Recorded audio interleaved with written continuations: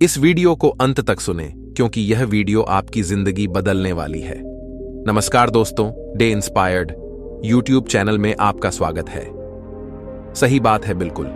आजकल अपना व्यवसाय हो या मन की शांति के लिए मेडिटेशन या फिर दुनिया के किसी भी काम पर ध्यान देना हो, सार यह है कि कोई भी काम करें उसमें पूरी तरह ध्यान लगाना अत्यंत आवश्यक है, तभी आप उसमें सफल हो सकते हैं। हालांकि यह कार्य आसान नहीं है, लेकिन असंभव भी नहीं। इस वीडियो में आप एक ऐसी कहानी सुनेंगे जिसे सुनने के बाद आप बेहतर तरीके से समझ पाएंगे कि हमारा मन किसी काम पर क्यों नहीं टिकता और मन को किसी कार्य पर केंद्रित करने के लिए हमें क्या करना होगा। लेकिन इसके लिए सबसे पहले आपको इस कहानी में अपने मन को केंद्रित करना होगा और यही ध्यान केंद्रित करने की यात्रा में आपका पहला कदम होगा। तो चलिए कहानी शुरू करते हैं। एक समय की बात है, एक जैन गुरु अपने शिष्यों को प्रतिदिन ध्यान यानी मेडिटेशन सिखाते थे। एक दिन एक शिष्य ने गुरु से कहा, गुरुजी, मैं पिछले कुछ दिनों से बहुत उलझन में हूं। एक सवाल मुझे परेशान कर रहा है और मैंने उसका उत्तर पाने की बहुत कोशिश की, लेकिन मुझे कोई समाधान नहीं मिला।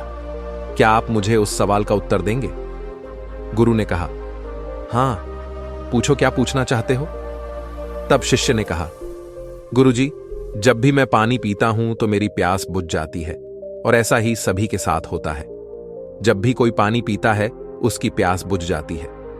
पानी सभी के लिए एक समान प्रभाव डालता है, लेकिन ध्यान के मामले में ऐसा क्यों नहीं होता? हम सब आपके बताए नियमों के अनुसार ध्यान करते हैं, फिर भी कुछ लोग बहुत जल्दी ध्यान की अवस्था में पहुंच जाते हैं, कुछ थोड़ी देर बाद, और कुछ कभी भी उस अवस्था में नहीं पहुंच पाते। यही सवाल मुझे बार बार परेशान करता है कि जब सभी को एक समान पानी दिया जाता है तो सबकी प्यास बुझ जाती है, लेकिन ध्यान में यह समानता क्यों नहीं होती? शिष्य की बात सुनकर जैन गुरु ने कहा, तुम्हारा सवाल यह है कि जब तुम ध्यान करने बैठते हो तो तुम्हारा मन उस पर क्यों नहीं टिकता, और ऐसा क्यों होता है कि कुछ लोगों का मन ध्यान पर जल्दी एकाग्र हो जाता है, जबकि कुछ का देर से और कुछ का तो कभी नहीं। शिष्य ने कहा, हां गुरुजी। गुरु ने कहा, किसी भी काम में मन का ना लगना सिर्फ तुम्हारी समस्या नहीं है, यह सबकी समस्या है। लेकिन चिंता मत करो, तुम्हें तुम्हारे सवाल का जवाब कल मिल जाएगा। कल गांव के एक व्यक्ति ने मुझे अपने घर भोजन पर आमंत्रित किया है, इसलिए जब मैं उसके घर जाने के लिए निकलूंगा तो तुम भी मेरे साथ चलना। शिष्य ने कहा, ठीक है गुरुजी, मैं आपके साथ जरूर चलूंगा। अगले दिन जब गुरु जाने लगे तो शिष्य भी उनके साथ चल पड़ा। कुछ समय बाद वे दोनों गांव में एक सेठ के घर पहुंचे। सेठ ने उन दोनों का स्वागत किया और बैठने के लिए कहा। फिर सेठ ने अपनी पत्नी से तीनों के लिए खाना परोसने को कहा। जैसे ही सेठ ने पहला निवाला खाया, वह तुरंत गुस्से में अपनी पत्नी पर चिल्लाया, यह कैसा खाना है जिसमें कोई स्वाद नहीं है, और गुस्से में वह खाना छोड़कर वहां से चला गया।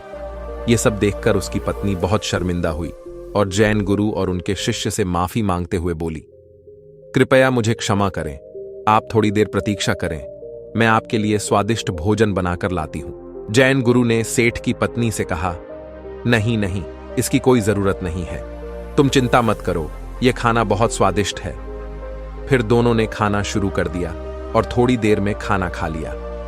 लेकिन गुरु ने अपनी थाली में 2 रोटियां छोड़ दी और सेठ की पत्नी से कहा, क्या तुम यह 2 रोटियां बांधकर मुझे दे सकती हो? सेठ की पत्नी ने दोनों रोटियां बांधकर गुरु को दे दी। इसके बाद दोनों वहां से चलने लगे और जाने से पहले उनकी मुलाकात उस सेठ से हुई। सेठ को अपने व्यवहार पर पछतावा हुआ और वह उन दोनों से माफी मांगने लगा। गुरु ने कहा, कोई बात नहीं, और दोनों वहां से चले गए। रास्ते में गुरु ने अपने शिष्य से पूछा, तुम्हें खाना कैसा लगा? शिष्य बोला, गुरुजी, खाना बहुत स्वादिष्ट था, मुझे बहुत अच्छा लगा। गुरु ने पूछा, क्या तुम्हें इसके अलावा कुछ और महसूस नहीं हुआ? शिष्य बोला, गुरुजी, इसके अलावा मुझे और क्या लग सकता है? स्वादिष्ट खाना खाकर मुझे अच्छा लगा और मेरी भूख भी मिट गई। गुरु ने कहा, खाना वाकई बहुत स्वादिष्ट था, लेकिन जो खाना हमें परोसा गया था वही उस सेठ को भी परोसा गया था। फिर उस सेठ को खाना क्यों पसंद नहीं आया? यह सुनकर शिष्य सोच में पड़ गया और बोला, आप बिल्कुल सही कह रहे हैं गुरुजी, मैंने इस बारे में तो सोचा ही नहीं, आप ही कुछ बताइए। गुरु ने कहा, तुम मेरे साथ चलते रहो। चलते चलते वे दोनों बहुत दूर निकल गए। शिष्य ने गुरु से कहा, हम मठ के रास्ते पर नहीं हैं, हम कहां जा रहे हैं? गुरु ने कहा, तुम बस चलते रहो। थोड़ी देर चलने के बाद एक बहुत ही गरीब आदमी गुरु के सामने आया और उनके पैरों में गिरकर बोला, मुझे 4 दिन से भूखा हूं, मुझे कुछ खाने को दे दीजिए। गुरु ने उस गरीब आदमी को एक पेड़ के नीचे बैठाया और जो 2 रोटियां उन्होंने बांधी थीं, उन्हें उस गरीब आदमी को दे दी। रोटियां देखते ही वह जल्दी से उन्हें खाने लगा। खाते समय उसकी आंखों से आंसू निकल रहे थे। वह रोते हुए खा रहा था और अपने हाथों से ऐसे इशारे कर रहा था जैसे वह किसी अदृश्य शक्ति से कह रहा हो, इस रोटी के लिए तेरा बहुत बहुत धन्यवाद। रोटी खाने के बाद उस गरीब आदमी ने गुरु को धन्यवाद दिया। गुरु ने उससे पूछा, रोटी का स्वाद कैसा था? गरीब आदमी ने कहा, इसमें स्वाद नहीं था, इसमें तो जीवन था। यह रोटियां नहीं थीं, बल्कि इसमें स्वयं ईश्वर थे। यह कहकर वह वहां से चला गया। गुरु ने शिष्य से कहा, देखा, भोजन तो वही था, लेकिन उस सेठ को इसमें कोई स्वाद नहीं लगा। मुझे यह स्वादिष्ट लगा और तुम्हें भी भोजन अच्छा लगा, लेकिन इस गरीब आदमी को उसमें स्वाद नहीं, बल्कि ईश्वर और भगवान दिखाई दिए। इससे पता चलता है कि हम जो भोजन करते हैं उससे हमें अलग अलग संतुष्टि मिलती है। पहले व्यक्ति यानी वह सेठ, उसे इससे कोई संतुष्टि नहीं मिली। दूसरे हम हैं जिन्हें थोड़ी संतुष्टि मिली, और तीसरा यह गरीब आदमी है जिसे अपार संतुष्टि मिली। यही बात ध्यान पर भी लागू होती है।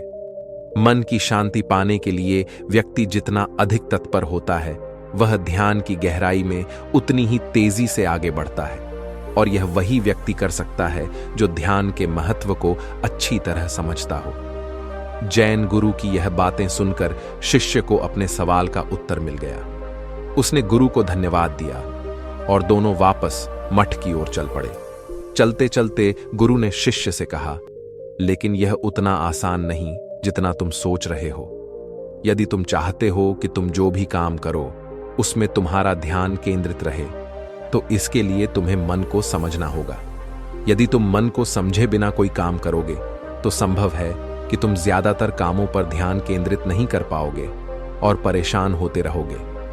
गुरु की बात सुनकर शिष्य की मन को समझने की जिज्ञासा और बढ़ गई।